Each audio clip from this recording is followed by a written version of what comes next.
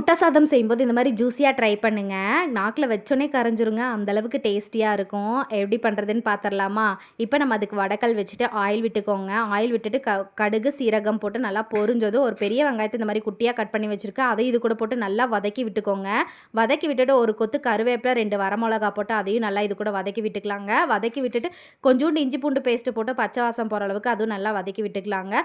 2 தக்காளியை நம்ம எவ்வளோ பொடுசாக கட் பண்ண முடியுமோ கட் பண்ணி எடுத்துருக்கேங்க. அதையும் இது கூட போட்டு நல்லா வதக்கி விட்டுட்டு மஞ்சள் தூள், கரம் மசாலா, மிளகாத்தூள் போட்டு நல்லா பச்சை வாசம் போகிற அளவுக்கு வதக்கி விட்டுட்டாங்க. உப்பு தூவி நல்லா எண்ணெய் பிரிஞ்சு மேலே வர வரைக்கும் நல்லா வதக்கி விட்டுட்டாங்க. கைவிடாமல் வதக்கி விட்டுட்டு நல்லா தக்காளியும் வெங்காயம் நல்லா பொடுசாக வெந்ததுக்கப்புறம் நம்ம 3 முட்டையை உடச்சி ஊற்றி நல்லா கைவிடாமல் கலந்து விடலாங்க. கலந்து விட்டுட்டு அடி பிடிக்காமல் ஒரு 3/4 பதத்துக்கு முட்டை வெந்ததும் தாளித்து வந்ததும் நம்ம ஒரு கப்பு சாதம் எடுத்து வச்சுருக்கோம். அதை இது கூட போட்டு நல்லா கிளறி விட்டுட்டு சாப்பிட்டு பாருங்கள். அவ்வளோ டேஸ்டியாக இருக்கும். இது நீங்கள் மீதமான சாதத்துலேயும் செய்யலாம், சூடான சாதத்துலேயும் செய்யலாம்.